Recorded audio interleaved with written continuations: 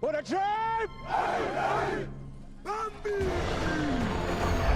Have you ever come across something that feels like it's hiding way more than it's letting on? That's exactly what Eyes of Wakanda feels like to me. Not just another Marvel project, not just a prequel, not even just an animated series. It's something that's been brewing in the shadows of the MCU for a while now, and it's finally stepping into the light. And the craziest part? It might be one of the most important pieces of Marvel's Phase 6. Among its many iconic settings, Wakanda stands out as a beacon of innovation, tradition, and mystique. With the upcoming animated anthology series Eyes of Wakanda, Marvel is set to delve deeper into this enigmatic kingdom's secret history, introducing new heroes, ancient legends, and cosmic threats that will redefine the MCU's landscape. The moment I heard it was going to explore Wakanda's warriors across history, I knew this wasn't just filler between movies. This is the kind of series that shifts perspective, that gives weight to everything we've seen and everything that's coming. It starts with a spark in the Bronze Age, but the impact could stretch across centuries, including the MCU's most critical timeline, now. On the surface, yeah, it sounds simple.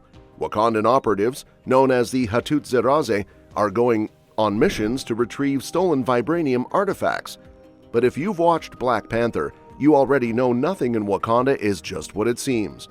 There are always layers, always deeper meanings, and Eyes of Wakanda isn't just telling one story, it's telling every story, one mission at a time, one warrior at a time.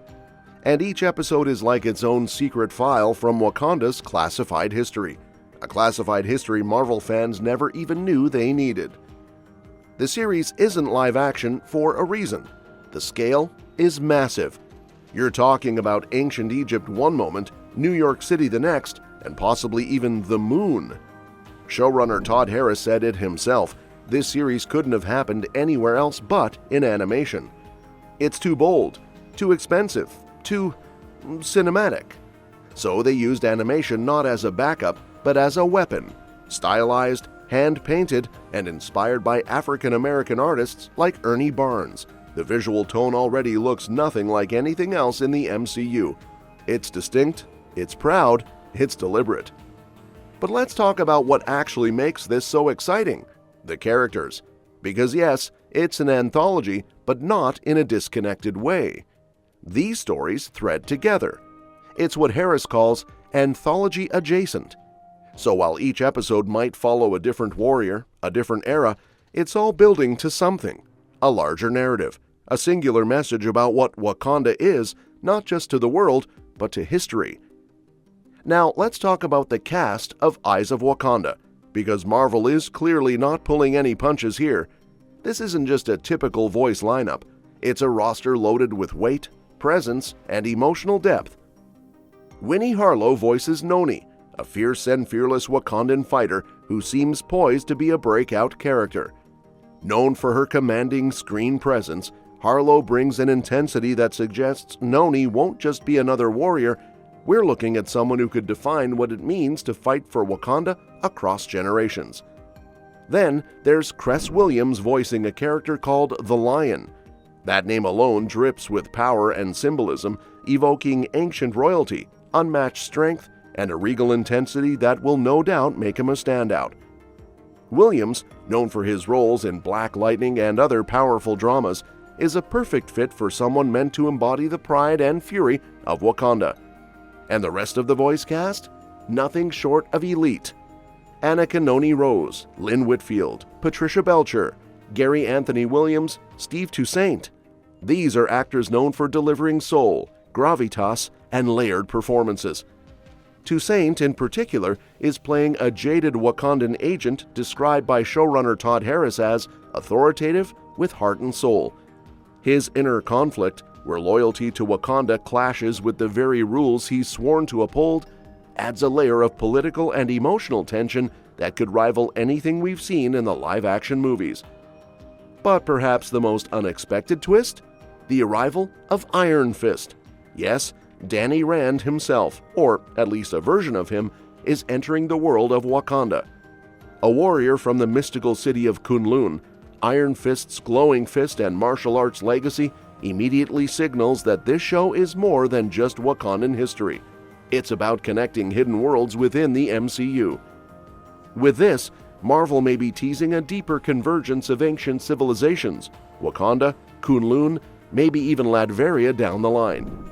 This crossover potential is massive, and Eyes of Wakanda is planting the seeds for an interconnected mystical lineage that could rewrite Marvel lore as we know it. But the big surprise? Iron Fist.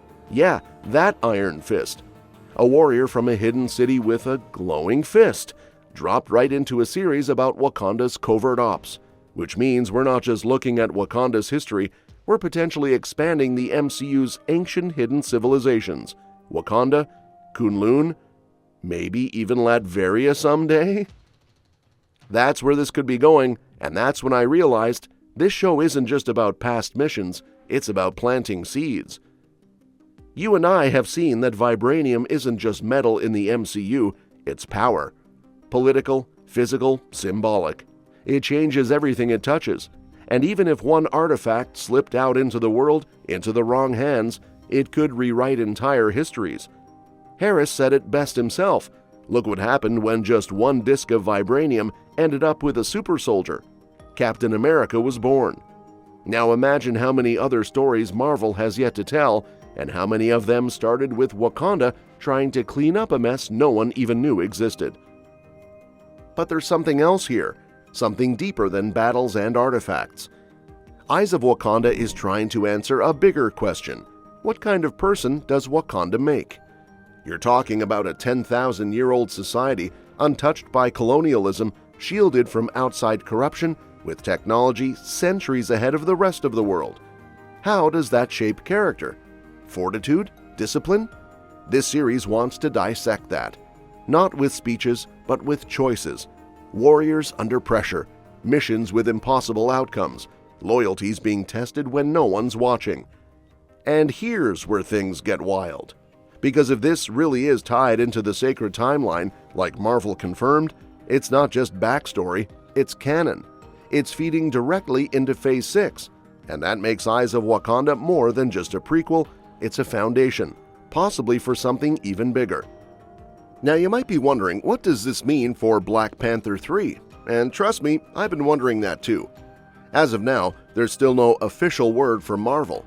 But then came that little December bombshell, Denzel Washington reportedly cast in the sequel.